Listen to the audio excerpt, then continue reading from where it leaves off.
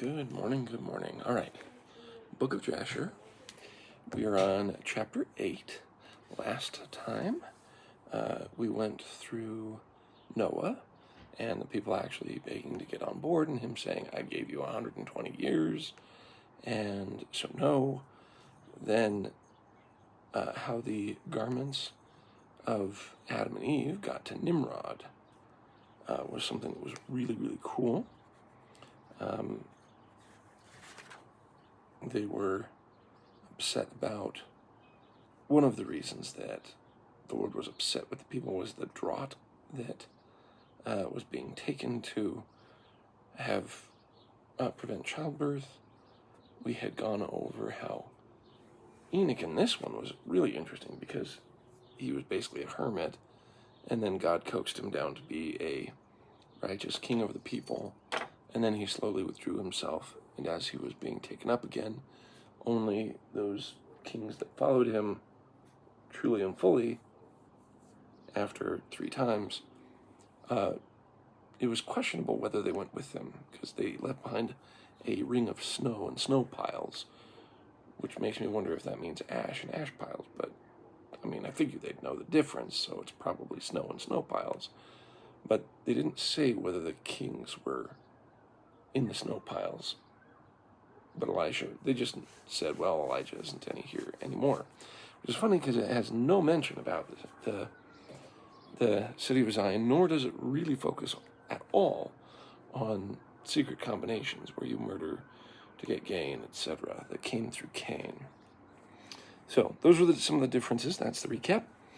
And now we were talking about how, Peleg, in the days of Peleg, they talked about the earth being divided, but they set it in 2 sections.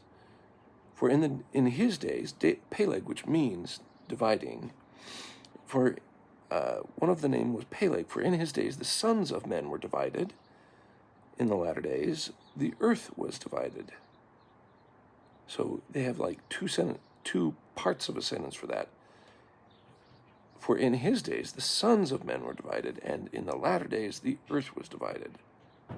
So, again, I suspect that at this point in my life, instead of continental drift, as I thought as a kid, I suspect that means that the people were divided into different territories, and then the land for those tribes were divided. All right, so chapter 8. And it was in the night that Abram was born, that the servants of Terah and all the wise men of Nimrod and his conjurers came and ate and drank in the household of Terah, and they rejoiced with him on that night. And when all the wise men and conjurers went out from the house of Terah, they lifted up their eyes toward heaven that night to look at the stars, and they saw, and behold, one very large star came from the east and ran in the heavens. And he swallowed up the 4 stars from the 4 sides of heaven. From the 4 sides of the heavens. And all the wise men of the king and his conjurers were astonished at the sight, and the sages understood this matter, and they knew its import. And they said to each other, this only betokens?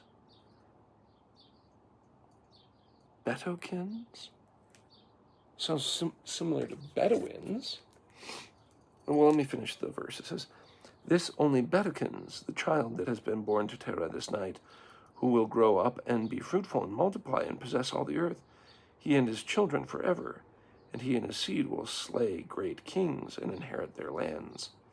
Betokens. What in the world is betokens?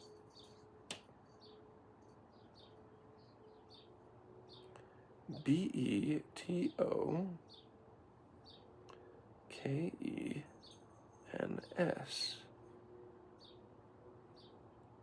To signify, mean, denote in words, to be a token of, be a visible sign of, give promise of, foreshow by signs, or furnish a premonition. Wow. This only betokens, this only shows by sign the child that was born is going to become great. So what kind of bright star swallows up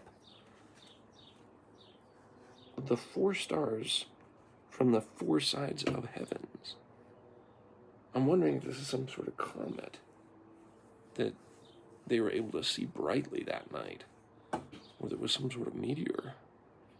Because how does it swallow other stars?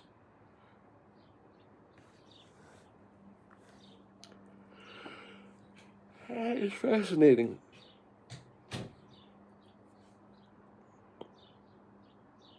And the wise men and the conjurers went home that night, and in the morning, all these wise men and conjurers rose up early. And assembled in an appointed house, and they spoke and said to each other, "Behold, the sight that we saw that last night is hidden from the king. It has not been made known to him. And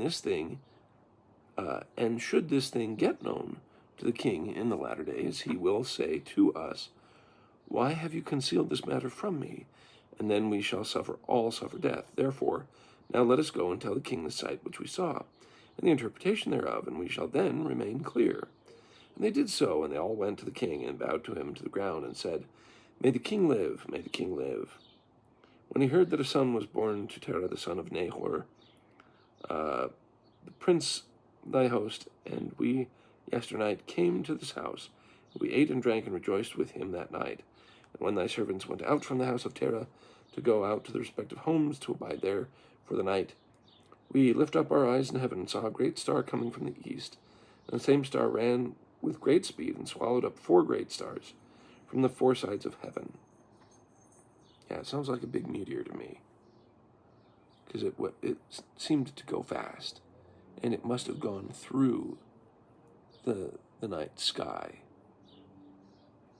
And the servants were astonished at the sight which we saw, and were greatly terrified. And we made our judgment upon the sight, and knew by our wisdom the proper interpretation thereof, that this thing applies to the child that is born to Terah, who will grow up and multiply greatly, and become powerful, and kill all the kings of the earth, and inherit all their lands, and he and his seed forever. Really? So Terah is the son of Nahor, prince of Nimrod's host.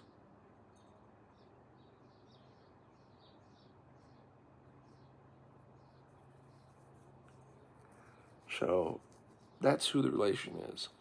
So it's not exactly directly related to the king. So you can see why he would be upset with something like this being told to him. Okay.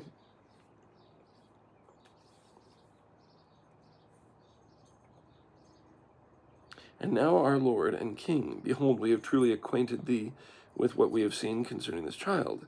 If it seemeth good to the king to give his father value for this child, we shall slay him before he shall grow up and increase in the land, and his evil increase against us, that we, our children, perish through this evil. Oh, geez, guys, come on. Infanticide, because you're seeing stuff in the heavens. Okay. And the king heard their words, and they seemed good in his sight. And he sent and called for Terah, and Terah came before the king. And the king said to Terah, I have been told that a son was yesternight born unto thee, and after this manner was observed in the heavens at his birth. And now therefore give me this child, that we may slay him before his evil springs up against us. And I will give thee for his value thy house full of silver and gold. And Terah answered the king and said to him, My lord and king, I have heard thy words, and thy servant shall do all that his king desireth. But my lord and king, I will tell thee what happened to me yesternight, that I may see what advice the king will give his servant. And then I will answer the king upon what he has just spoken. And the king said, Speak. This had better be good. Something tells me this is going to be like outsmarting him. And Terah said to the king, Aon, son of Mored, came to me yesternight, saying, Give unto me the great and beautiful horse that the king gave thee, and I will give thee silver and gold and straw and provender for its value. And I said to him, Wait till I see the king concerning thy words. And behold, whatever the king saith, that will I do. And now, my lord and king, behold, I have made this thing known unto thee, and the advice which my king will give me unto his servant, that I will follow. And the king heard the words of Terah, and his anger was kindled, and he considered him in the light of a fool. And the king answered Terah and said unto him, Thou art so silly, ignorant, or deficient in understanding, to do this thing, to give thy beautiful horse for silver and gold, or even for straw and provender? Art thou so short of silver and gold that thou shouldst do this thing, because thou canst not obtain straw and provender to feed thy horse? And what is silver and gold to thee, or straw and provender, that thou shouldst give away that fine horse which I gave thee, like which there is none to be had on the whole earth? And the king left off speaking, and Terah answered the king, saying, Like unto this has the king spoken to his servant. I beseech thee, my lord and king, what is this which thou didst say unto me, saying, Give thy son, that we may slay him, and I will give thee silver and gold for his value? What shall I do with silver and gold after the death of my son? Who shall inherit me? Surely then at my death my silver and gold will return to my king who gave it. And when the king heard the words of Terah and the parable which he brought concerning the king, it grieved him greatly, and he was vexed at this thing, and his anger burned within him. Well, yeah, there you go.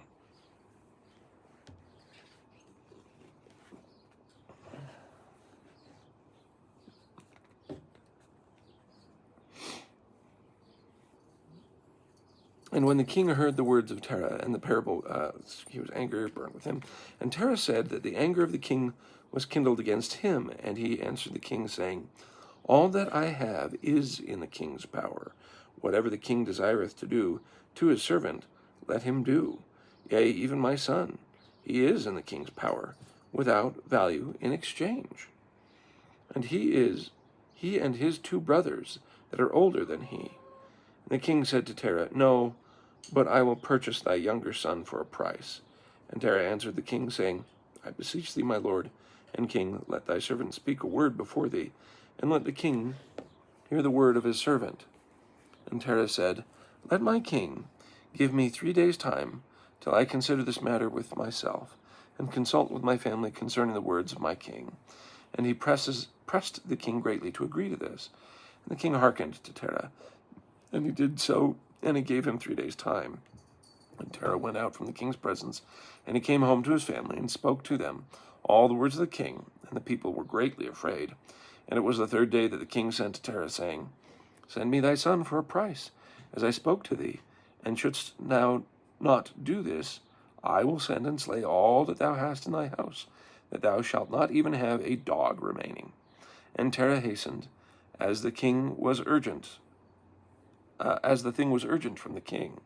And he took a child from one of his servants, which his handmaid had borne to him that day. And Terah brought the child to the king, and received value for him.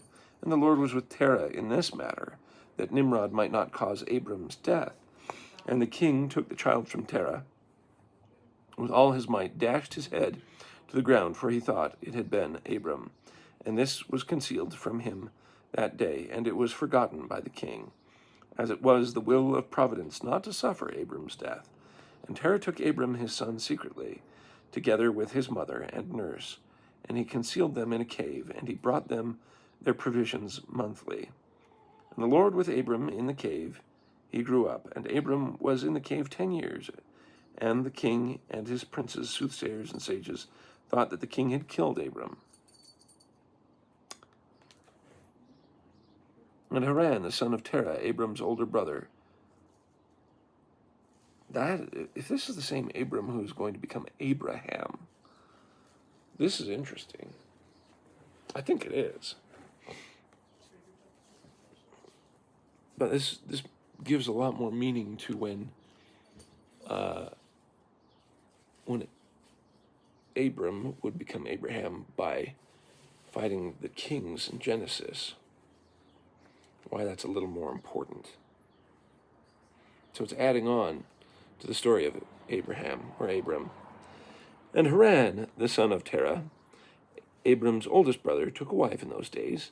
Haran was 39 years old when he took her, and the wife of Haran conceived and bare a son. And he called his name Lot. Yes, it is. Yep, it is Abram who becomes Abraham. And she conceived again and bare a daughter, and she called her name Milcah. And she again conceived and bare a daughter, and she called her name Sarai. Haran was 42 years old when he begat Sarai, which was in the 10th year of life of Abram. And in those days Abram and his mother and the nurse went out from the cave, as the king and his subjects had forgotten the affair of Abram. And when Abram came out from the cave, he went to Noah and his son Shem. So Noah and Shem are still alive. And he remained with them to learn the instruction of the Lord and his ways. And no man knew where Abram was. And Abram served Noah and Shem, his son, for a long time. And Abram, this is why he would become one of the major patriarchs. And Abram was in Noah's house 39 years, and Abram knew the Lord from 3 years old. And he went in the ways of the Lord until the days of his death. And Noah and his son Shem had taught him all that the sons of the earth in those days greatly transgressed against the Lord. They rebelled against him, and they served other gods. And they forgot the Lord who had created them in the earth. And the inhabitants of the earth made unto themselves at that time every man his god, gods of wood and stone, which could neither speak, hear, nor deliver. And the sons of men served them, and they became their gods. It's convenient when your God can't speak back to you. You can absolutely enjoy anything that you want. And the king and all his servants, and Terah with his household, were then the first of those that served.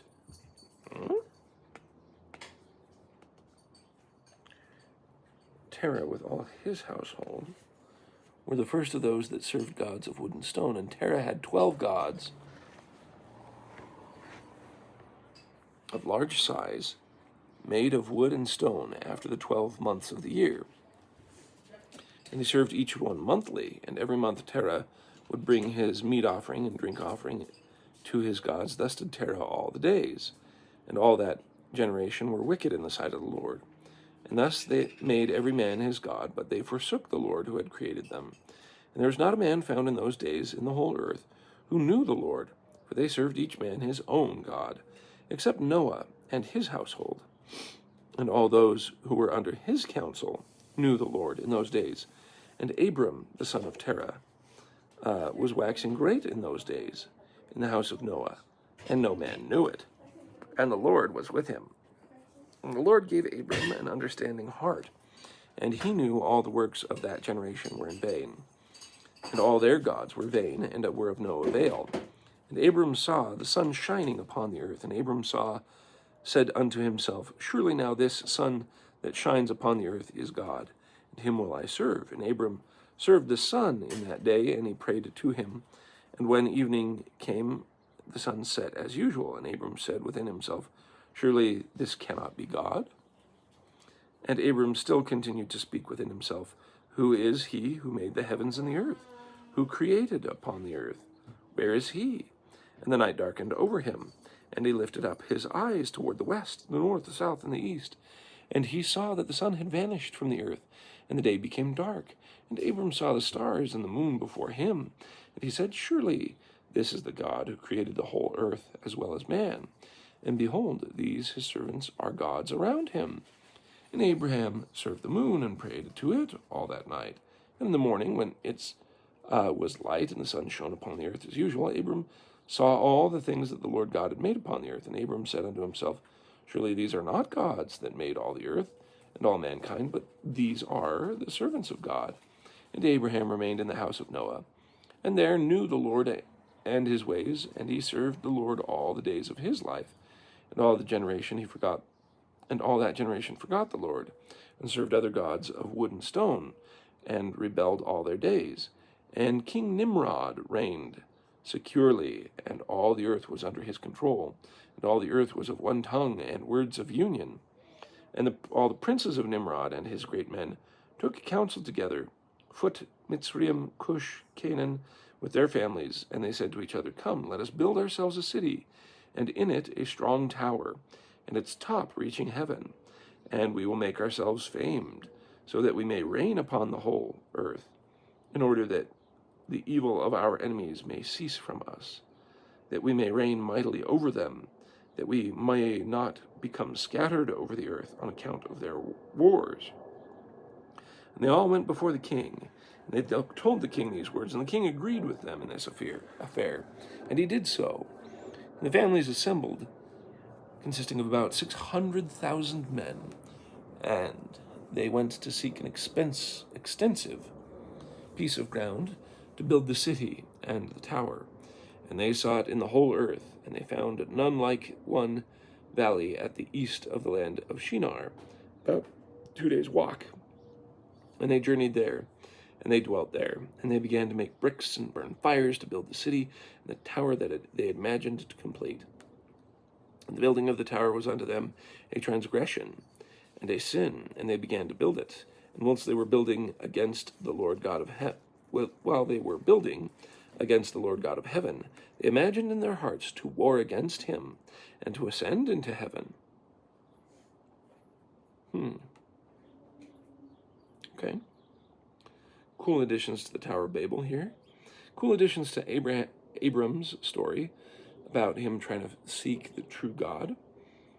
Hopefully they continue to flesh that out, because they keep jumping back to the fact that he serves with Noah and learns the ways of the Lord. But it seems like that story was not quite complete, because there are other apocryphal stories about Abraham, like laughing at these gods of wood and stone because they can't speak, they can't talk, even though they're carved with mouths, and even though they're carved with legs and arms, they can't walk, they can't talk, they can't manipulate things with their hands. I don't know how else to put it. And so he kind of mocks these different things, and he keeps searching for a higher God, but hopefully there's more to that later on. But that's interesting that they imagined that they could complete the Tower of Babel in war with God. I have a pet theory, and it is literally just pure speculation, that part of the problem with the Tower of Babel was it's not that these people were completely ignorant of everything that God made and did. I have a sneaky suspicion that they knew what covenants there were and other things like that, and so they were trying to create their own covenants and their own ways of doing things, so that way they could replace God and in that way war with him. And all the people and all the families divided themselves into 3 parts. The first said, we will ascend into heaven and fight against him. The second said, we will ascend into heaven and place our own gods there and serve them. Yeah, those are fairly similar. And the third part said, we will ascend into heaven and smite him with bows and spears. And God knew all their works and all their evil thoughts. And he saw the city and the tower which they were building. And when they were building, they built themselves a great city and a very high and strong tower. And on account of its heights, the mortar and bricks did not reach the builders in their ascent to it, until those who went up had completed a full year. And after that they reached to the builders and gave them the mortar and bricks. Thus it was done daily. Wow, it's so tall that it took them a year to go up the tower to give them the bricks and mortar. And behold, these ascended, and others descended the whole day. And if a brick should fall from their hands and get broken, they would all weep over it. And if a man fell and died, none of them would look at him.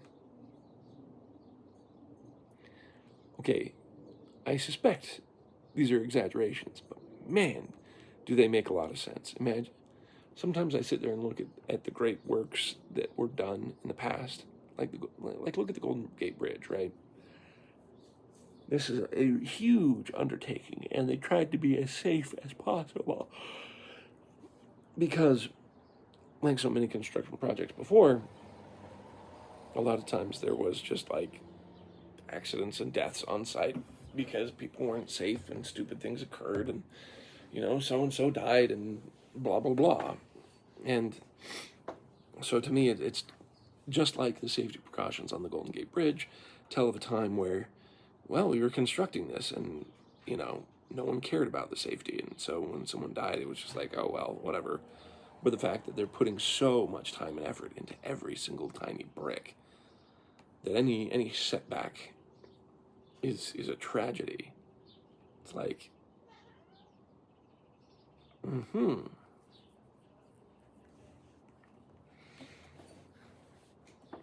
And the Lord knew their thoughts, and it came to pass that when they were building, they cast the arrows toward the heavens, and all the arrows fell upon them, filled with blood. And when they saw them, they said to each other, surely we have slain all those that are in heaven. What? How in the world? For this was from the Lord, in order to cause them to err, in order to destroy them from off the face of the ground. And they built the tower and the city, and they did this thing daily, till many days and years were elapsed. And God said to the 70 angels who stood foremost before him, to those who were near him, to him, saying, come, let us descend and confuse their tongues, that one man shall not understand the language of his neighbor. And they did so unto them. And from that day following, they forgot each man's his neighbor's tongue, and they could not understand to speak in one tongue. And when the builder took from the hands of his neighbor lime or stone, which he did not order, the builder would cast it away and throw it upon his neighbor, that he would die. And they did so many days, and they killed many of them in this manner. Wow. And the Lord smote 3 divisions that were there, and he punished them according to their works and designs. Those who said, we will ascend to heaven and serve our gods, became like, this is way interesting. The additions to this story is fantastic. So the ones who said, we will ascend to heaven and serve our gods, became like apes and elephants. And those who said, we will smite the heavens with arrows, the Lord killed them. One man, though, one man through the hand of his neighbor.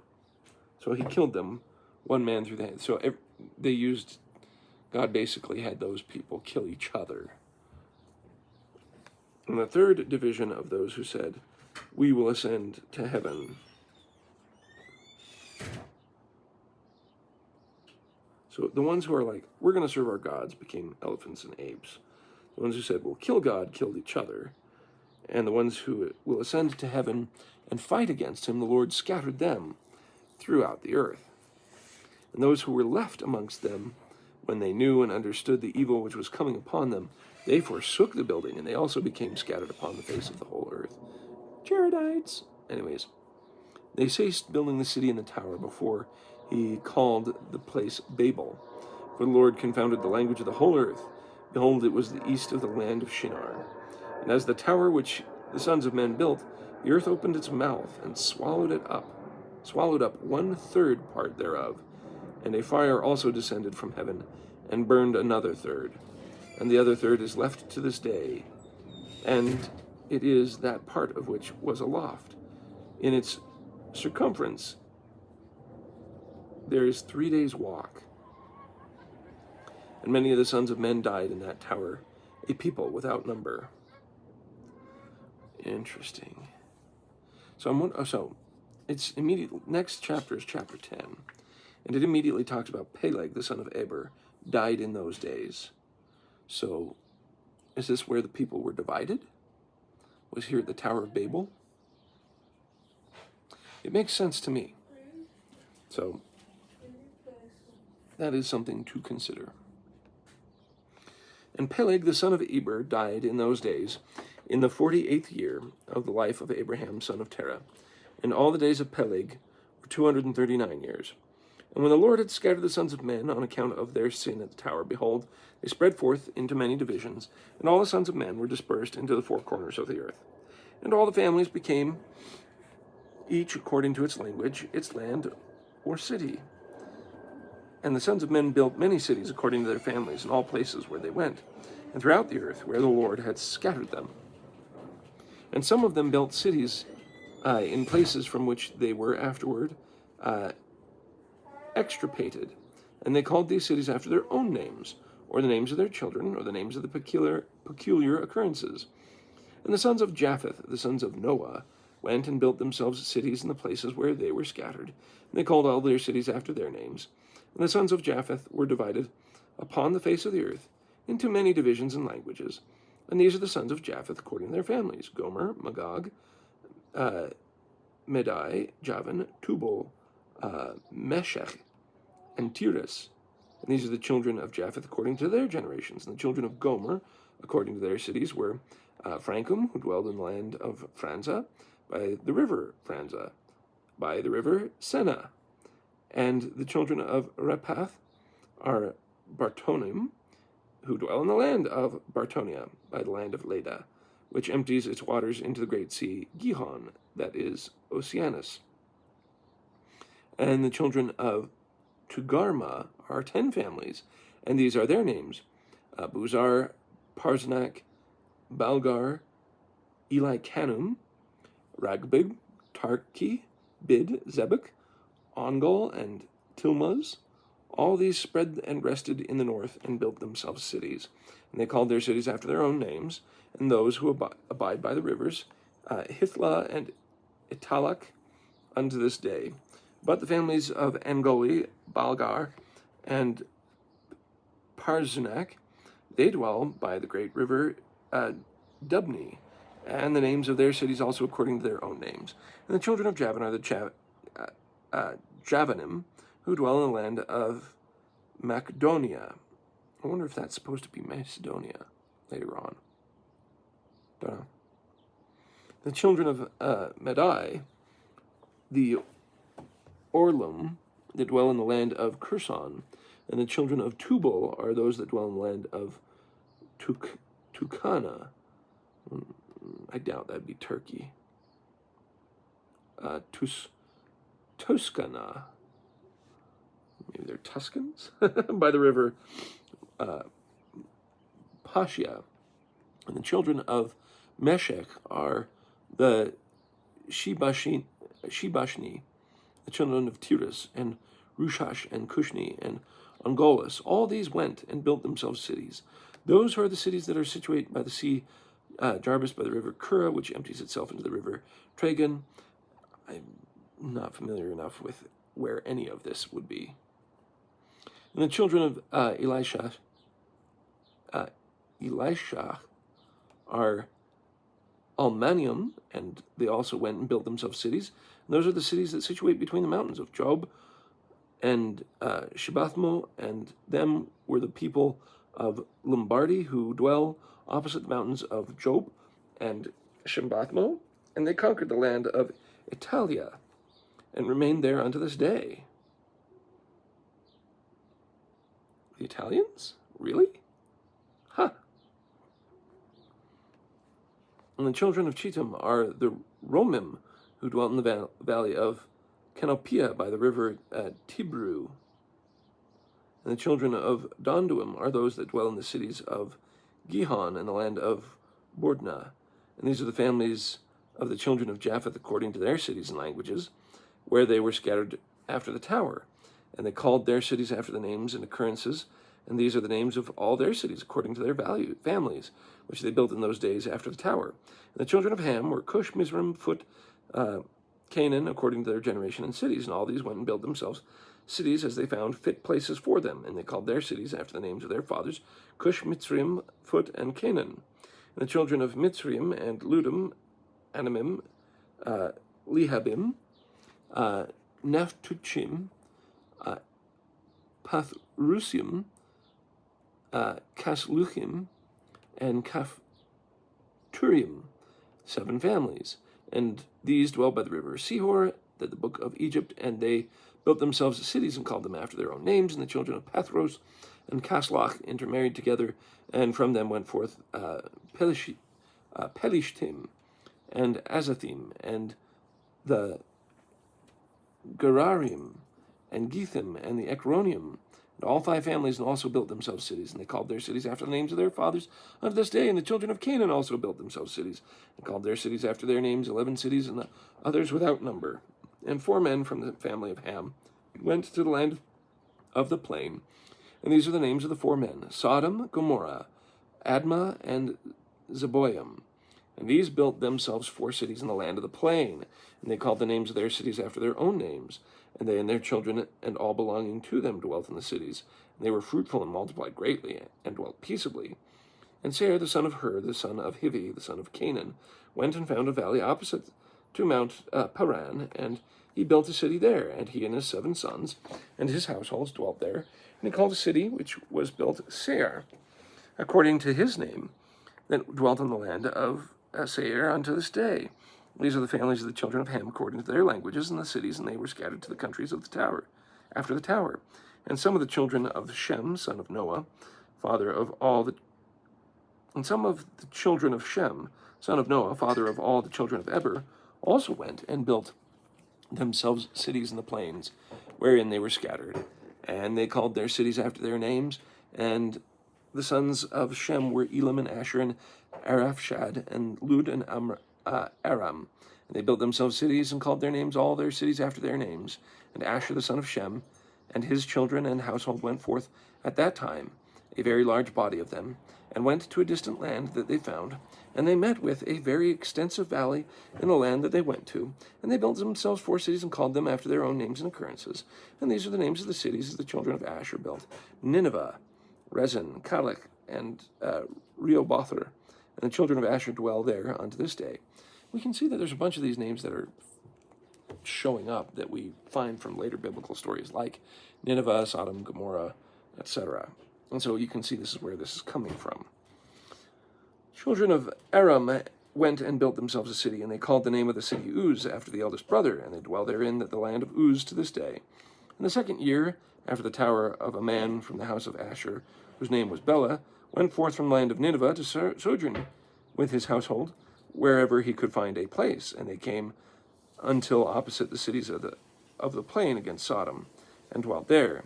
And the man rose up and built there a small city, and called his name Bela, after his name, and that is the land of Zoar unto this day. And these are the families of the children of Shem according to their language and cities after they were scattered upon the earth after the tower. And every kingdom, city, and family of the families of the children of Noah built themselves many cities after this. And they established governments in all their cities, in order to be regulated by their orders. And so did all the families of the children of Noah, forever. All right, and then it looks like chapter 11.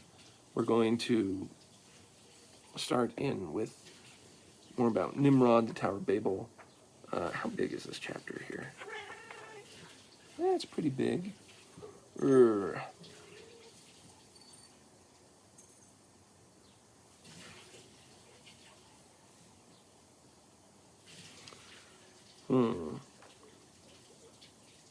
There's more about Abraham in this chapter, and it's a pretty big chapter. It'll be interesting. I will leave that here. All right. So, big things that are really cool in this reading was that Abram, who would become Abraham, was preserved because Nimrod wanted to kill him as a baby, but because of Terah, his father, he was preserved. But Terah became wicked and started worshiping idols. Well, Abram did not, because he learned from Noah and Shem. That is a cool addition to the story of Abram. I think in the story of Babel, the exaggeration of it, how tall it was, and how they would all weep at the loss of a brick, but not at the life of a man, is very indicative of things that we've seen in our own history. And also I did find it interesting that they mentioned that in the latter days of Peleg, the land was divided. So I suspect Peleg and the Tower of Babel are actually connected. I really do. Because this is where people got divided and the land got divided. So I think it was just a precursor to the Tower of Babel. We know from the Tower of Babel we get the Jaredites that come to the land of America. Now, if you follow, what was it, Hugh Nibley, where he wrote both Lehi in the Desert, and he also wrote The World of the Jaredites. You get the sense that these towers and cities that are being built were built because these were strongly nomadic people, but they needed their cities or towers as a place to gather and and fight. What I find also very fascinating is how the people were divided into three main groups in this story of the Book of Jasher.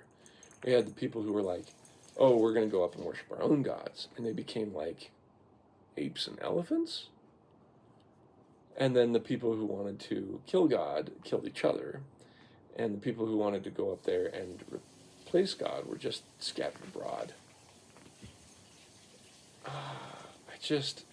It's fascinating to me. I wonder how many pantheons or beliefs in multiple gods, etc., came from this time that would later become solidified in other cultures.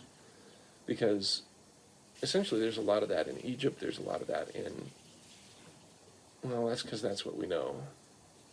But I just look at all these different religious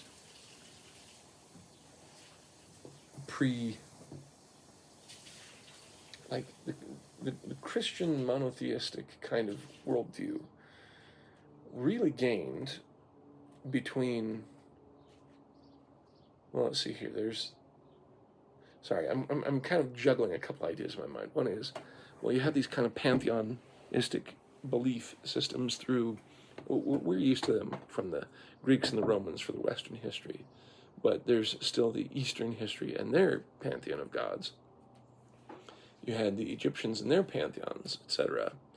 But you see that the idea of serving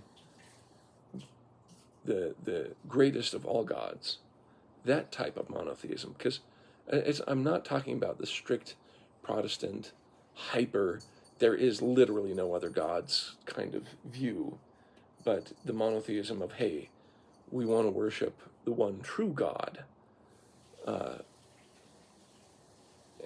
So God the Father, His Son Jesus Christ, and the Holy Ghost kind of thing. But in their view, they kind of recognized that there was these other gods from these other places. And so, but as Abram is realizing slowly, who is it that's really behind all this is who he's looking for. But yet he was with Noah and Shem, so he's kind of testing the waters. And so I think just glazing over this next, we're going to get into Abram and Terah and such. So I think it's going to continue on with that. But I suspect with how they kind of shuffle timelines here, like they'll say something about, here's this future thing, and then they come back to the story and yeah, you know that this is going to be happening. So that's why I'm attributing Peleg to also being with the Tower of Babel. Because at least how it's ordered in here, it seems like the Tower of Babel is part of Peleg's life. And so when the people were divided and the land were divided, it seems to fit.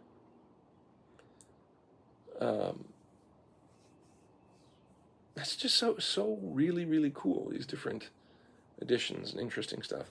Now, of course, it's not as interesting to us to get the huge chunks of both genealogy and geography of where the cities, these all cities came to be.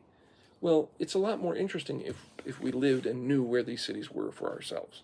Like if you sat there and had a rundown of, these cities were created by this person, this, like, St. Louis was made by a man who was named Louis, and he came and lived here, and he came from this person, and this person was from a man named York who made a New York in back east, that kind of thing. Then it would be a lot more interesting, because then we know those cities.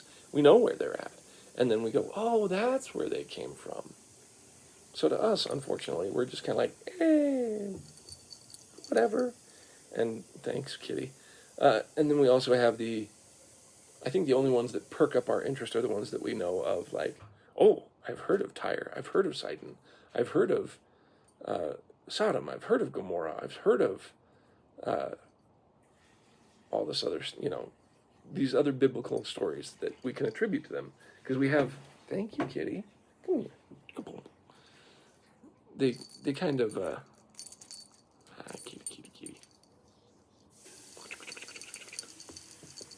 kind of have some significance to us. because we attribute significant biblical stories to them. But I don't want to discount I don't just want to go, yeah, whatever, because they are important. And they are important to someone somewhere who knows this information. Unfortunately, not just so much myself. So, what do I learn from this? I think it is abhorrent in the eyes of God to have your creations and your unified effort be towards something that you discount or undervalue the lives of humans. I think that would be a big thing. The ones where they shot arrows into heaven and they came down with blood on the Tower of Babel, that was something that just struck me odd. Like, there's a lot of things about this story that became fantastical. I mean, the tower being so tall that it took them a year to get up to the top with a brick and mortar and things like that. It's like, I know that's an exaggeration, but it's a cool exaggeration. And that, they would cry over a brick but not over somebody. Cool exaggeration. I'm trying to figure out the arrows. Obviously, I feel that is definitely an exaggeration. But why? Why would they have that? What would they do with that? What element of truth is there, right? Like, you can see the element of truth of them being so focused on building the bridge that any setback really sucks, and everyone hates that. But they devalue human life enough that they don't really care. Okay, another accident, so what? You can see that, because you can see that in life. But the one that bothers me is the arrows through the heavens. And it bothers me because I can't place it. Why would that occur? What is the grain of truth with it? Is the grain of truth that were the people who were on the tower trying to slay God, trying to trick the people? Or were they slaying each other? Or was it just or did they fire their arrows up into the heavens? Like they were high up in the clouds, and I'm trying to figure it out. I can't. It's one of these ones that's just like, it's like a square peg trying to go in a round hole, and I'm trying to smash it in there. Other than the fact that it was just that God was giving them false hope, or was the false hope that they had? Did they slay bugs or birds that were up there, and that's what made their arrows red? Maybe it was that they fired their arrows, and as they retrieved them from the ground, that it was red because they had struck something on the ground that was red. I don't know. But it's just, if anything, I want to find that kernel of truth to it. Maybe there is none. Maybe it is completely part of the aggrandizing of the story. But I'll leave it with this. I think it's interesting to see how the hearts of men were oriented towards God, and that's really the big sin there. They wanted to serve their own gods. They wanted to kill the God that was of heaven, and they wanted to replace their gods with ones of stone and wood and such. So all three of them were generally united in building this tower to do those things. And that's what made it so abhorrent, obviously. So, if anything, how is our hearts oriented? Do we want to serve our own gods that are pleasant and nice, that don't require more from us? Are we wanting to relax in the land of Zion? Or are we going to do our best to serve the God who asks so much more of us, to change our lives and our ways, to uplift those around us, and to sacrifice our time, our efforts, our talents, our entire lives to serving God? I hope we do the latter, and I hope we show appreciation to God through gratitude. And I hope the Spirit of God stays with you. I'll see you.